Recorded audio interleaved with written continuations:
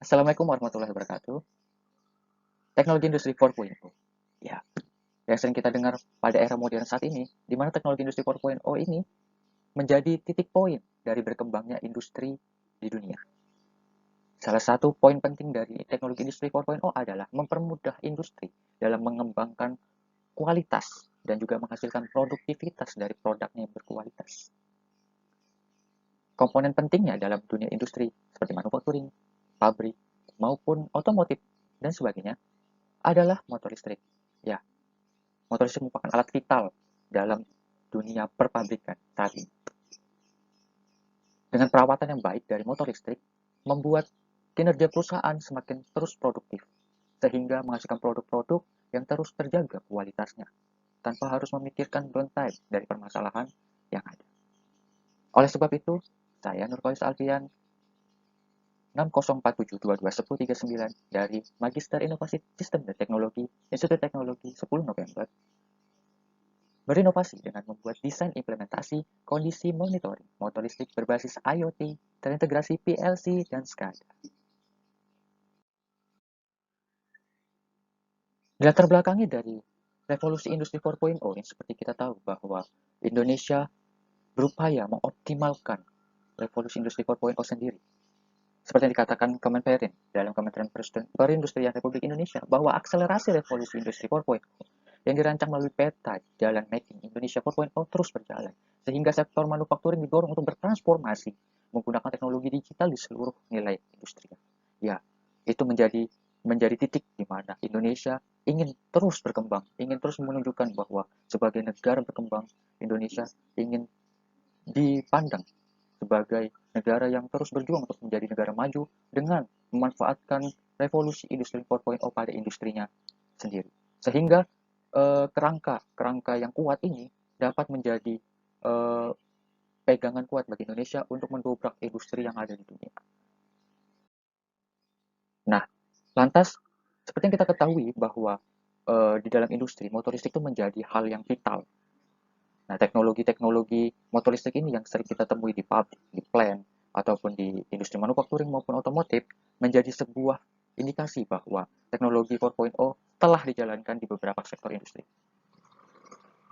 Motor listrik sendiri pada umumnya yang sering digunakan adalah motor induksi. Nah, salah satunya adalah karena fleksibel, efisien, serta penggunaan motor yang ya perawatannya tidak terlalu mahal atau relatif murah. Motor induksi identik dengan kerusakan pada bearing. Nah, ini yang sering menyebabkan downtime pada perusahaan karena kegagalan dalam condition monitoringnya. Apabila terjadi kegagalan, maka yang pertama kali kena dalam motor listrik ini ya adalah bearing dan lilitannya. Sehingga terjadilah perbedaan suhu dan juga terjadilah getaran yang ya secara tidak normal lah. Itu merupakan tanda-tanda dari mulainya sebuah kegagalan menuju kerusakan pada motor listrik. Nah, di dalam condition monitoring motor listrik pada umumnya itu dilakukan sistem, yaitu sistem condition monitoring berkala, di mana sistem ini untuk memonitoring apakah masih dalam kondisi baik saat ini dan juga bisa dapat menentukan umur motor hingga sejauh mana. Pada umumnya ada dua pengukuran yang dilakukan, yaitu monitoring temperatur dan juga monitoring getaran atau vibrasi. Nah, monitoring temperatur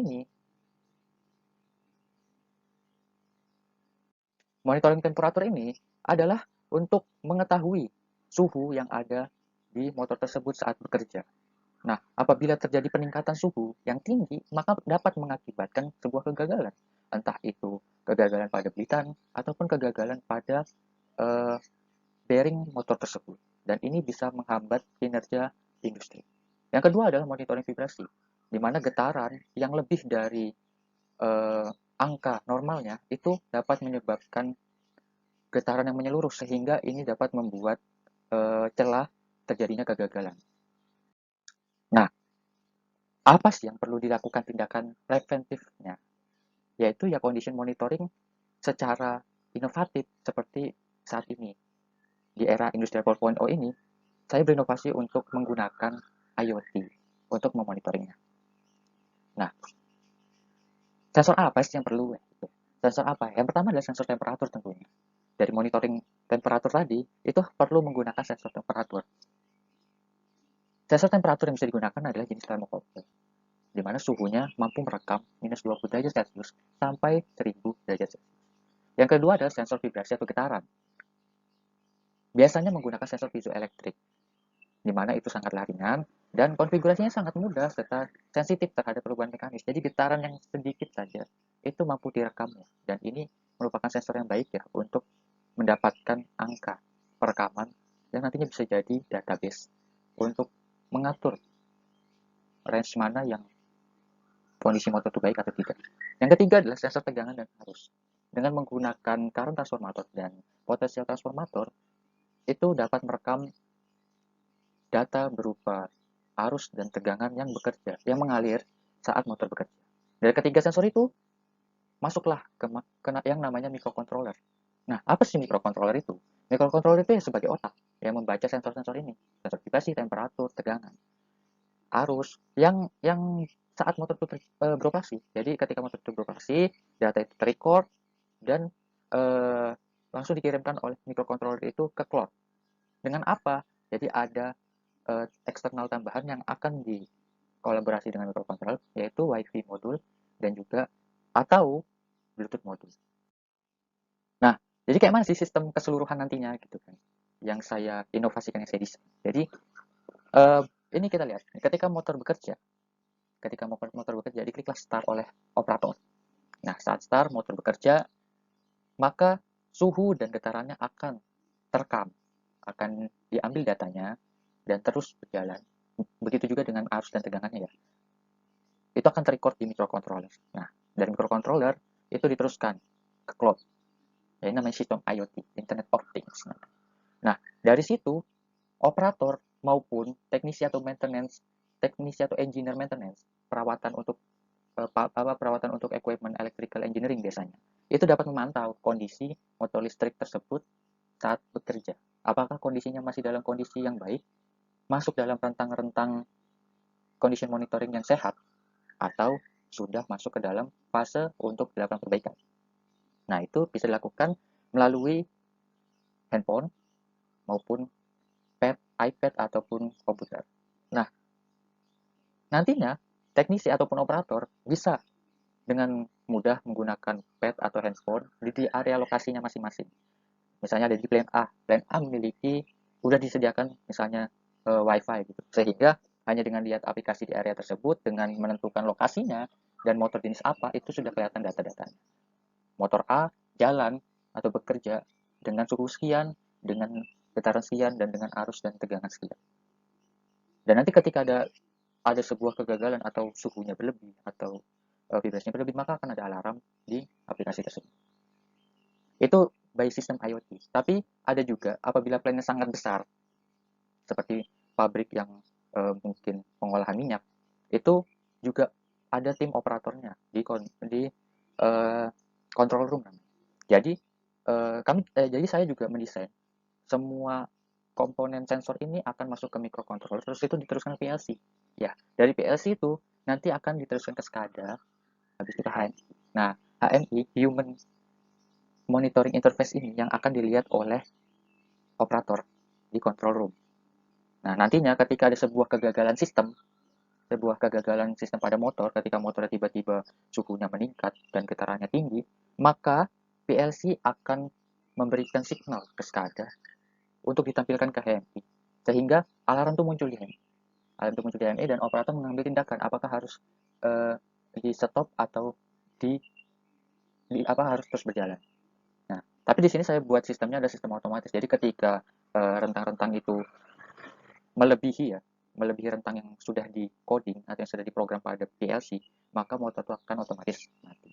Sehingga motor itu masih tetap aman, tidak sampai kebakar ataupun hal yang tidak diinginkan lagi. Tetapi data recordnya tetap sudah tersimpan di SCADA dan PLC tersebut. Sehingga operator pada HMI maupun engineer electrical yang akan melihat di HMI dapat melihat record tersebut. Di aplikasi juga ada, nantinya akan terrecord data berupa tren suhu, tren vibrasi maupun tren tegangan dan arus.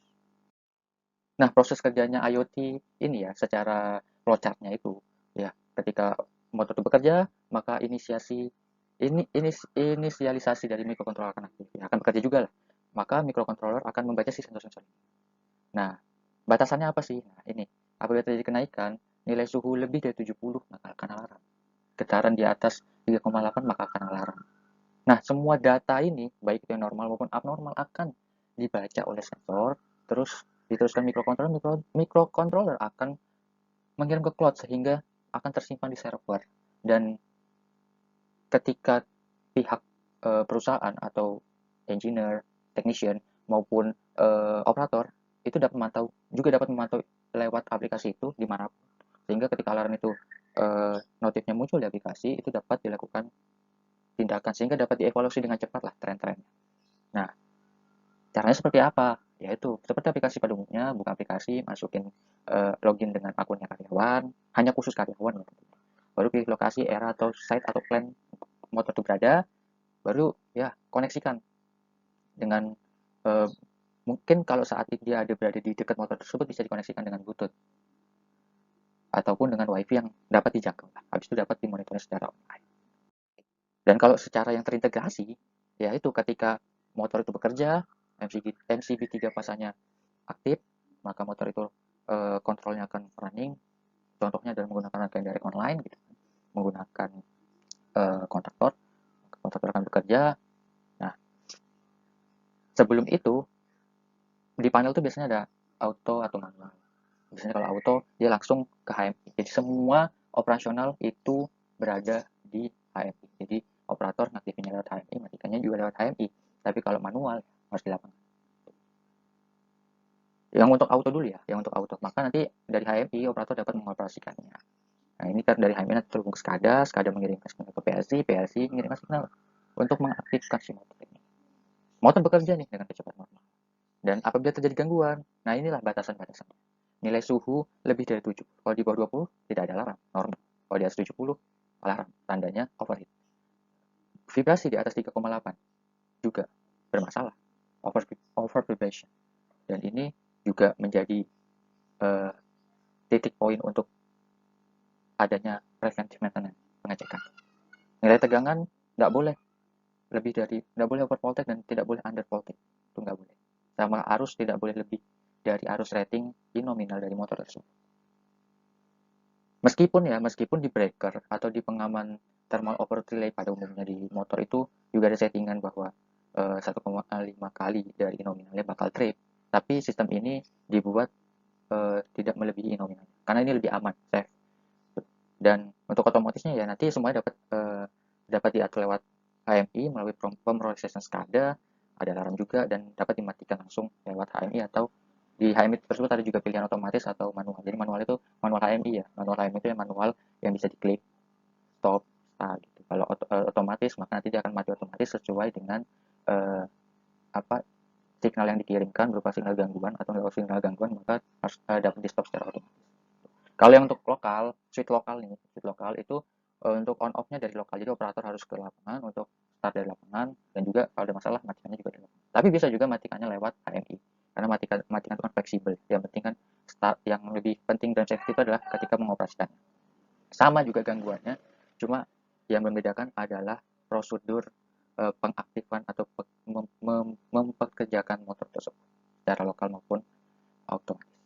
Nah, rating kegagalannya itu ada batasnya, yaitu tadi ada kondisi overprotect, kondisi underprotect, over temperature, dan juga over vibrasi.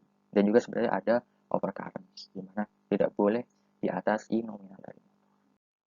Oke, jadi kesimpulannya apa? Jadi kesimpulannya itu inovasi ini hadir untuk uh, untuk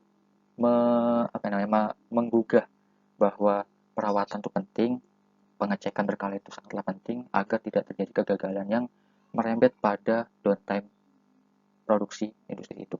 Dan juga sistem produksi motor induksi saat kondisi normal atau abnormal itu ternyata saat ini tuh sangatlah dapat dipantau oleh KMI aplikasi. Dan tentunya untuk wilayah yang luas, untuk yang terintegrasi dengan luas, bantuan PLC dan SCADA itu sangat penting. Nah, PLC ini juga ya seperti kita ketahui dia tuh banyak kita jumpai di industri-industri ya. Karena apa ya? Karena dia dipasang di lingkungan yang suhu dan kelembapannya yang atau bahan kimia tinggi itu dia masih cocok untuk industri yang seperti itu. Dan juga PLC ini pemogamannya ya dan banyak banyak banyak dipelajari dibandingkan jenis lain lah. Dan PLC juga yang paling gampang diintegrasikan dengan SCADA gitu. Dan nantinya dapat ditampilkan di HMI dan dapat dilihat oleh operator di kontrol.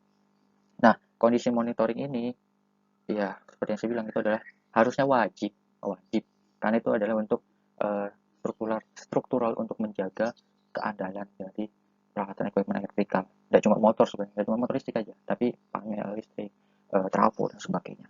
Dan itu sangatlah penting untuk menjaga kestabilan sistem listrikan yang ada di industri tersebut. Oke, terima kasih. Sekian presentasi dari saya. Mohon maaf dan ada kesalahan kekurangan, maaf.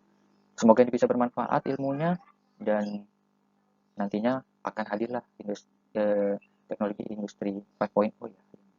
Yang kita tunggu-tunggu ya. Mungkin dari yang Internet of Things akan bergeser ke society. Oke, terima kasih. Assalamualaikum warahmatullahi wabarakatuh.